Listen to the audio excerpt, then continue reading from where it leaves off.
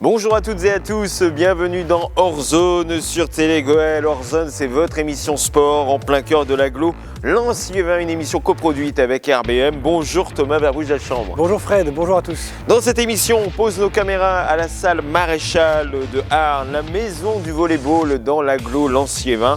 On sera accompagné pendant toute cette émission avec notre invité. Il a fondé le Volley Club de Arnes et il est un grand monsieur du volleyball au niveau régional. Marc Maréchal, bonjour. Bonjour à tous. On parlera avec vous de votre carrière, on parlera également de l'histoire du Volley Club de Arnes. On évoquera également Lens qui trébuche à Strasbourg, le BCL fait des bêtises à Cambrai et dans le clapping Thomas, on va parler de cornhole. Là, vous ne savez pas ce que c'est, vous non plus, on vous montre ça dans le clapping. C'est un jeu, un sport avec des sacs de maïs et une planche de bois. Vous êtes dans Hors Zone, on va parler maïs, ballon, volley et plein d'autres choses. D'abord, dans les résultats, on part sur les terrains.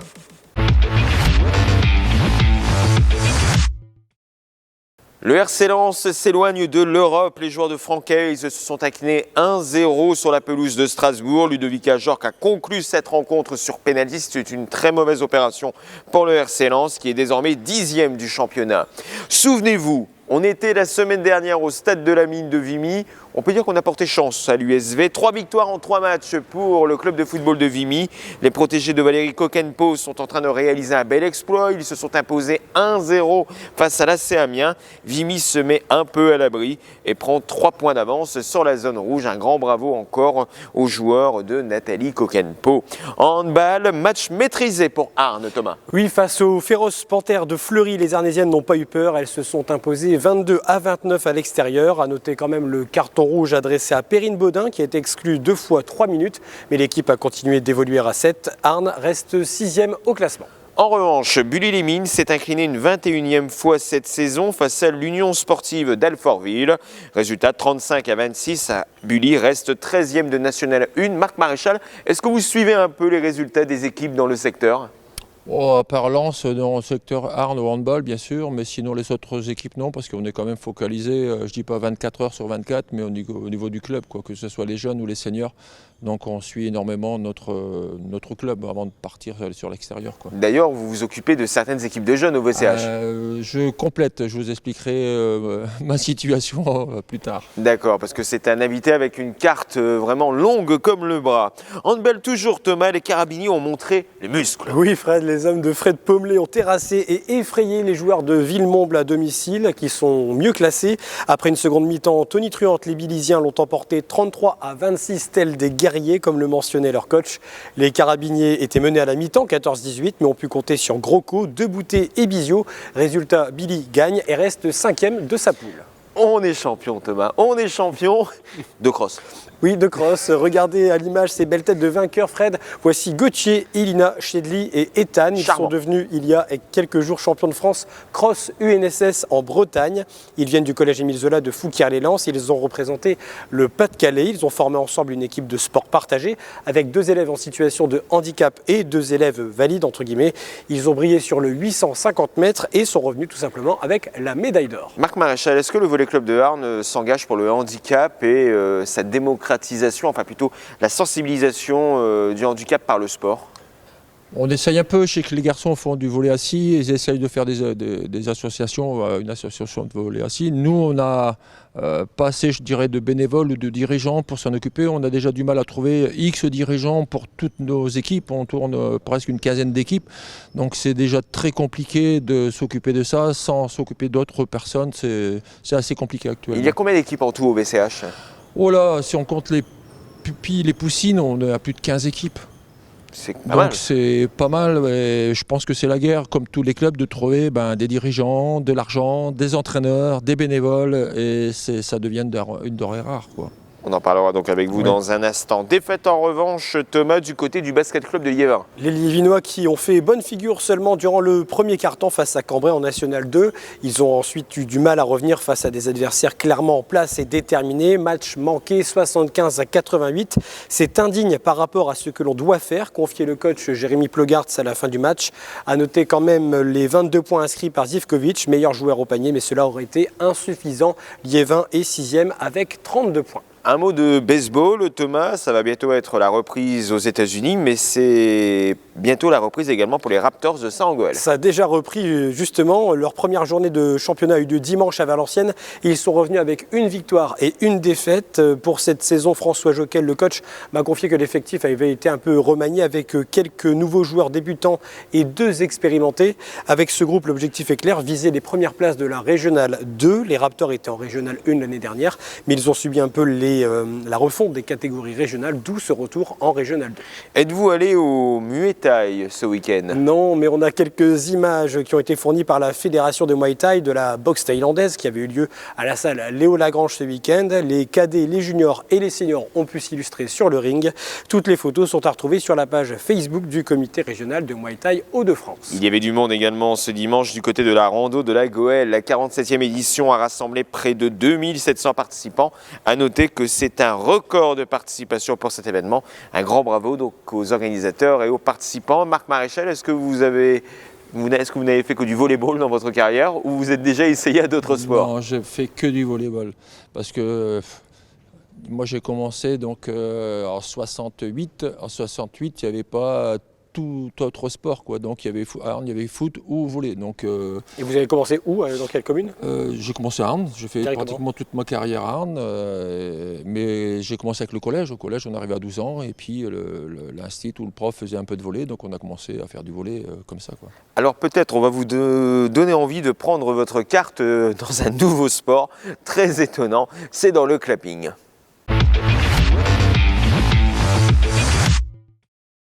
C'est un jeu ou un sport un brin décalé. Le cornhole venu des États-Unis attire de plus en plus de clubs et a même une fédération française depuis presque 2 ans.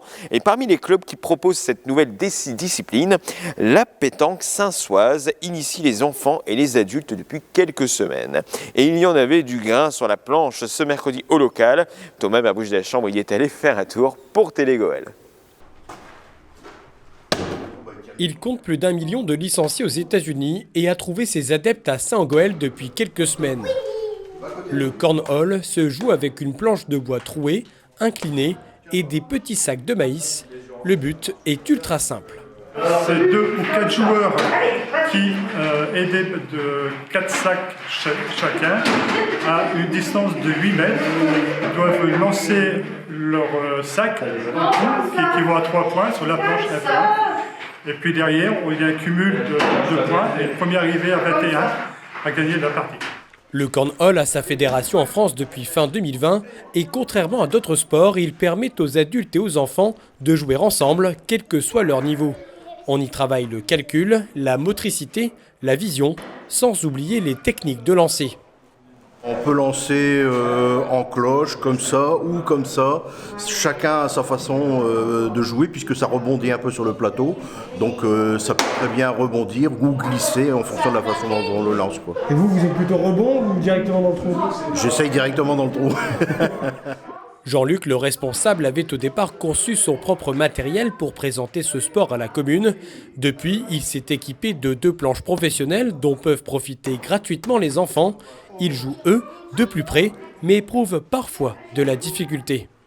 C'est un petit peu dur, parce que des fois on n'arrive pas, mais des fois on y arrive parce qu'il faut réussir à lancer sur la planche. Mais des moments, je tire trop fort. Par rapport à l'âge, c'est pas facile, mais il s'adapte. À fur et à mesure, le bras commence à accepter la distance. Même pour Emma,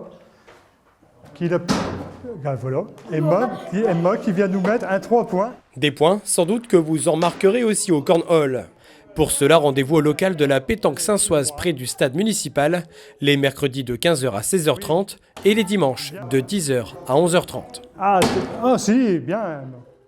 Merci au club de pétanque Saint-Soise de nous avoir accueillis. Et d'ailleurs, le club organise ce samedi le championnat départemental UFOLEP de pétanque individuelle. C'est dès 14h30 et c'est réservé aux licenciés. Il y en aura près de 200. Marc Maréchal, quand vous voyez ces images justement, on vous a vu sourire parce que vous avez vu des enfants qui jouent avec des adultes et ce n'est pas commun, notamment au volleyball. Je dirais ce type de jeu, c'est plus facile même pour des jeunes. La différence par rapport au volleyball, par rapport même à beaucoup d'autres sports, c'est qu'au volleyball, même en jeune, si on n'a pas un minimum de technique, on ne peut pas jouer. Je m'explique, si on a du mal à faire un service, on rate son service, on ne sait pas faire une passe ou une manchette, on ne peut pas jouer.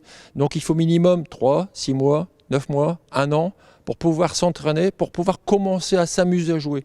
Donc c'est un sport qui est très très difficile au niveau des jeunes. Et il y en a beaucoup qui abandonnent ? Il y en a pas mal qui abandonnent, qui essayent 1 mois, 2 mois, 3 mois et ils baissent les bras, ils abandonnent parce qu'ils n'y arrivent pas. Donc c'est un sport qui est très compliqué. Donc on fait surtout à base de jeu pour essayer de les convaincre qu'ils peuvent y arriver. Et puis à force, il y en a qui persistent et qui y arrivent. Alors, est-ce que Thomas Mabrouche-Deschamps a essayé de jouer à... Oui, j'ai un peu joué, je ne sais pas si vous avez vu, dans une image, je suis dedans, à la fin même. Mais ouais, j'ai essayé et ouais, franchement, c'est super ludique. Et en plus, contre les enfants, on peut avoir le même niveau. Donc, on peut être battu par des enfants. Bravo Thomas, en tout cas dans Hors-Zone, vous n'êtes pas battu. Et justement, on va pouvoir parler avec un invité qui est imbattable. C'est Marc Maréchal, c'est l'invité d'Hors-Zone.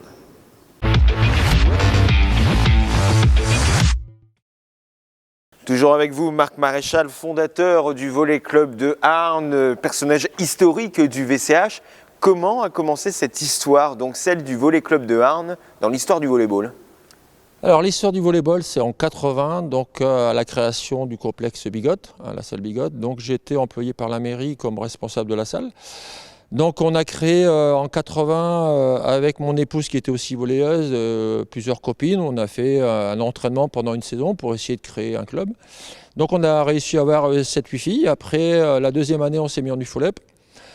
La troisième année, on était en UFOLEP, on a fini première et après on a commencé en fédération la 4e année. Donc on est parti de 6, 7, 8, 10 filles. La première année, il n'y avait que des seniors, il n'y avait pas de jeunes. On a commencé les jeunes 3-4 ans après, on a commencé avec une jeune. Et quand on voit, 30 ans après, on a 150 licenciés, on est à 4 niveaux seniors, on a X équipes en jeunes. Donc l'évolution a été quand même phénoménale, quoi. Comment on peut expliquer cette montée crescendo du Volley Club de Arnes ? Je pense que l'attrait des parents et des jeunes a fait beaucoup. Moi, j'étais dans le monde du volleyball, donc j'ai travaillé sur place, donc j'ai passé ma vie dans la salle, aussi bien travail que club. Au départ, j'étais dans les 2 clubs, garçons et filles. Je m'occupais des 2 clubs, donc j'étais entraîneur dans les 2 clubs. Il y avait beaucoup moins d'équipes. Et j'ai passé ma vie, j'étais entraînement lundi, mardi, mercredi, jeudi, samedi, dimanche. C'était tous les jours, 7 jours sur 7. Donc j'avais mon épouse, j'avais ma sœur, j'avais des copines. Donc tout le monde s'est inséré dans le club. Et après, on a pris l'ascendance et dès qu'on a commencé à avoir des jeunes qui sont arrivés, dont mes enfants, parce que mes enfants ils ont fait du volleyball, pareil, les 3 ils ont fait du volleyball, donc c'était l'engouement et tout le monde a adhéré au club, quoi. Et au fur et à mesure de la progression et même une enceinte superbe après la salle Bigotte, du coup, vous êtes arrivé ici ou il y a eu d'autres enceintes Non, il n'y a que Bigotte pendant bien longtemps. La salle ici a été faite en 2015, donc 25 ans après, quoi. Donc ça a votre nom en plus ? Ouais, là c'est encore un autre historique. Comment je pourrais vous expliquer ? Alors pourquoi le nom de Maréchal ? La salle était faite dans la préparation des JO 2012, j'ai expliqué tout à l'heure, pour la base arrière des Jeux de Londres. Donc il y avait des implantations de la région qui voulaient mettre des implantations de salles et Arnes qui était vachement reconnu au niveau jeunes, club et ainsi de suite. Donc ils ont implanté cette salle régionale à Arnes, comme Arnes était un fief de volleyball, quoi. Et il fallait mettre un nom à cette salle. Alors le problème c'est que un nom du volleyball, moi j'étais déjà dans le club depuis au moins 30 ans déjà à cette période-là. Donc ils ont demandé éventuellement à mettre le nom de Maréchal. Donc il n'y a pas de prénom. Parce que déjà en 2015, moi j'avais fait une carrière déjà loin derrière, mais bon, il y avait Nico qui était en équipe de France, j'ai Émilie Nigénie qui a fait l'équipe de France jeune et ainsi de suite. Donc j'ai ma sœur qui est présidente, parce que Jocelyne Machorski, c'est ma sœur, donc qui est présidente. Donc ils ont mis le nom de Maréchal, c'est plus une famille, quoi. C'est pour ça qu'ils ont mis le nom de Maréchal, il n'y a pas de prénom. Et donc aujourd'hui en 2022, comment se porte le Volley Club de Arnes, puisque le VCH est qualifié pour les play-offs ? Donc actuellement, je pense que je ne dis pas que c'est un miracle, mais c'est quand même déjà très bien ce qu'on a fait. Au départ, l'objectif, nous, c'était les playoffs. Mais quand on voit les équipes qui étaient déjà inscrites déjà dans la première phase, il y avait 4 équipes qui étaient considérées comme déjà en play-off alors qu'il y avait que 3 places, quoi, donc il a fallu se battre. Et je pense qu'on fait une très bonne première partie de saison, quoi, ce qui nous a donné l'occasion de se retrouver en play-off. Alors pourquoi l'avantage des play-offs? C'est surtout qu'on ne joue pas les play-downs, et les play-downs, sur 8, il y en a 5 qui descendent. Donc il ne faut surtout pas être en play-down pour éviter la descente, quoi. Nous, l'objectif, c'était les play-offs, c'est ce qu'on a fait. Par contre, en play-off, les matchs beaucoup plus durs, il n'y a que 6 équipes. Sur les 6 équipes, il y a 4 équipes qui jouent franchement la montée. Et là, vous avez enchaîné les défaites. Là, mais je pense qu'on aura du mal à avoir une victoire, peut-être Rennes, peut-être. Donc c'est compliqué, mais face à des écuries comme je vous annonce là, il y en a 4 qui jouent la montée, Mougins, Levallois, Saint-Dié et Istres. Donc il y a 2 équipes qui descendent de Pro A. Ils ont des budgets 2 à 3 fois plus que nous. On n'a pas les mêmes joueuses, on n'a pas les mêmes contrats. Donc mais ça montre vraiment que le volet financier est très important. Et ça crée des écarts assez importants. C'est du simple au double ou même au triple. Donc après, pourquoi elles jouent la montée? Parce qu'elles ont d'abord les finances. Si on n'a pas les finances, on ne peut pas monter. On ne peut pas dire on va monter, on aura les finances. C'est impossible. Il faut d'abord avoir les finances pour composer une bonne équipe. Et quand on a une bonne équipe, peut-être qu'on pourra monter. Donc là, actuellement, nous, on a une belle équipe avec des finances beaucoup moindres que les autres. Donc je dirais que, je ne dis pas qu'il y a un exploit, mais si, c'est presque un exploit. Mais si vous montez, il y aura plus de finances de la part de Après, de la monter, ville, c'est autre chose. Monter, c'est la première division. On arrive en première division, c'est contrat pro, c'est 10 contrats pro, c'est minimum, je pense, c'est entre 800 et 1 million d'euros. À l'échelle de Arnes, ça risque d'être un peu compliqué. C'est très compliqué, sachant très bien qu'autour de Arnes, il y a beaucoup de clubs en national, il y a le football qui est à 5 km, donc même pour les sponsors, c'est très très très compliqué d'attirer de l'argent sur Arnes, quoi. Et donc, quelles sont les prochaines grandes échéances pour cette salle Maréchal qui, je crois, va voir le retour de l'équipe de France de volleyball? L'équipe de France revient ici, c'est début juin, je crois. Donc au départ, il y avait 2 compétitions, mais il y a un problème sur une équipe, donc il n'y aura qu'un seul match. Les autres, il y en a un à Dunkerque. Ça doit être début juin, donc on reçoit l'équipe de France pour la 4e saison, je crois, qui viennent tous les gens au mois de mai pour la Golden League, quoi. Donc c'est l'année dernière, on se remet en tête, pas l'année dernière, mais il y a 2 ans, la salle était pleine, on avait plus de 2000 personnes, quoi. Donc l'année dernière, on l'a fait, mais c'était avec le Covid, c'était à guichet fermé, donc pas de public, donc c'était pas la même chose. Là, la salle est rouverte au public, donc on espère refaire le plein, quoi, pour attirer le maximum de monde pour l'équipe de France féminine. Dans cette équipe de France féminine, il y a notamment Manon Morel, qui était formée. J'espère pour elle qu'elle va re-être sélectionnée, mais je pense que ça va être compliqué pour cette saison. Elle s'est fait opérer des croisés au niveau de son genou. Donc les croisés, c'est 6-8 mois d'arrêt. Revenir en compétition, ça va être un peu compliqué pour cette saison, quoi. Mais justement, ce que je voulais dire, c'est que Manon Morel a fait partie et va sûrement refaire partie de cette équipe de France. Quand on voit des joueuses comme Léax, comme Manon Morel, qui sont des purs crus du volley club de Arnes, qu'est-ce qu'on ressent quand on est formateur? Est-ce qu'on a le sentiment du devoir accompli ou on se dit on va encore les accompagner? On est fiers et contents parce que moi, c'est des gamines que j'ai eues en poussine, benjamine, minime, cadette. Elles sont venues à la salle comme à 8-10 ans, quoi. Et quand on les voit évoluer à ce niveau-là, c'est exceptionnel, quoi. Parce que c'est ce que je disais, avoir des jeunes, c'est bien, mais avoir des filles qui arrivent au niveau élite, il y en a 1 ou 2 tous les 5 ans, tous les 10 ans. On n'a pas ça tous les ans, quoi. Surtout que le volley est en train d'exploser en fonction du niveau, des tailles, de l'argent, du physique, c'est impressionnant, quoi. Donc avoir des jeunes qui montent comme ça, et j'espère qu'il y en aura d'autres qui vont aussi faire la même chose que Manon et Léa, quoi. En tout cas, vous pouvez aller voir le Volley Club de Arnes ce samedi à la salle Maréchal. En plus, c'est gratuit et des invitations sont disponibles sur Facebook. Exactement, c'est la première année. On essaie d'innover pour essayer d'attirer du monde parce que du temps de Covid, c'est compliqué d'attirer du monde.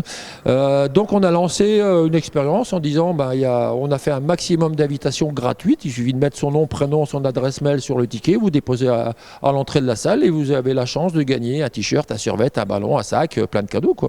Donc c'est un petit geste pour essayer de faire attirer du monde, quoi. Arnes-Istres, donc ce sera ce week-end à la salle Maréchal à partir de 19h et ensuite Arnes recevra Saint-Dié, on en parlera dans l'agenda. Merci beaucoup Marc Maréchal. Merci à vous. Et vous restez avec nous pour parler de l'agenda d'Orzone.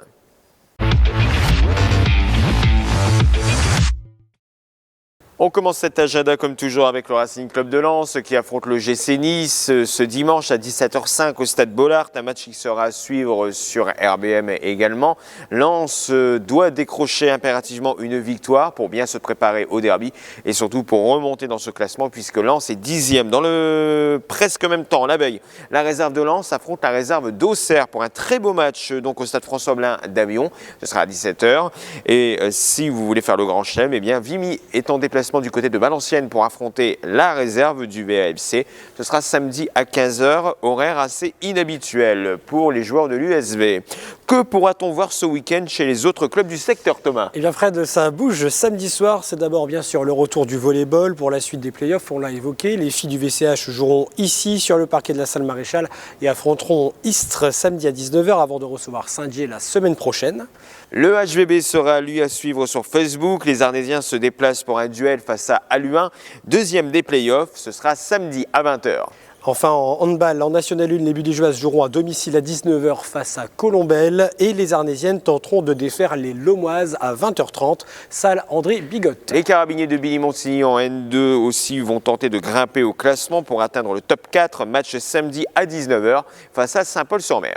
Les joueurs de baseball, eux, de Saint-Gouel, bien sûr, recevront pour leur premier match à domicile les Apaches de Péronne. Coup d'envoi dimanche à midi, puis un second match à 14h30. Et attention, leur terrain se situe à Grenay, rue du Terry, et la saison des Raptors durera jusqu'au 12 juin. On a déjà notre carte. Donc, à noter aussi que le BCL joue ce week-end et que les poloistes de Arnes reprennent le championnat de France pour la phase 2, donc qui compte dans la poule haute. On en reparlera la semaine prochaine parce que ça faisait beaucoup d'événements à noter. Donc voilà, on ne vous a pas donné toutes les dates, mais bien sûr, c'est à retrouver sur leur page Facebook. Pour terminer, qui dit vacances, dit stage, Thomas. Et c'est en football que l'on propose aux enfants de s'exercer pendant ces 2 semaines de repos. Alors la semaine dernière, on a parlé de l'US Vimy, les stages de Pâques, mais cette fois, c'est à Noyelles-sous-Lens, l'US Noyelles-sous-Lens, qui reçoit le stage Varane qui est organisé là-bas. C'est destiné aux U10 et aux U12 dès la semaine prochaine de lundi à vendredi. Il y en a un autre la semaine prochaine à Armentières, c'est hors aglo, mais pourquoi pas. On en reparlera très certainement sur les réseaux sociaux de Télégoël. Merci beaucoup Thomas Verbruge d'Elchambre. Marc Maréchal, merci à vous. Merci à vous. Donc fondateur du Volley Club de Arnes, grand monsieur de ce même club qui est le VCH. Bon courage pour la fin de saison et puis on vous souhaite le meilleur pour les prochaines semaines et surtout pour la saison prochaine. Exactement, on est déjà en cours de négociation déjà pour préparer la saison prochaine. Et donc je pense que ce ballon sera à gagner lors de la tombola. Ah, on va essayer de faire ça, oui. Donc voilà, n'hésitez pas à aller voir Arnes contre Istres, ce sera samedi à 19h à la Salle Maréchal. Vous imprimez votre billet qui est disponible soit en mairie de Arnes, soit sur le Facebook du Volley Club arnésien. Vous marquez votre nom, votre prénom, votre adresse mail et hop, vous participez à une tombola pour gagner un t-shirt à débardeur ou même ce ballon, sans oublier un survêtement. Il y aura plein de lots, je pense même qu'il y aura des surquiz peut-être donnés par le VCH, peut-être même un autographe de Marc Maréchal, voilà. Ça c'est vraiment un cadeau bonus. Je vous souhaite de bonnes vacances Thomas, bonnes vacances. Et oui, la semaine prochaine, pas d'émission, on fera des vacances, ouais. Bah oui, bon, moi je vais m'entraîner, tout simplement. Okay, bah oui, avec Marc Maréchal. Donc moi je fais 1m70, Marc Maréchal fait 2m20. Donc c'est parfaitement équitable. Je vous souhaite de bonnes vacances, passez de très bons moments sur RBM et sur Télégoël. Et surtout, n'oubliez pas votre ballon bien sûr, mais n'oubliez pas vos baskets.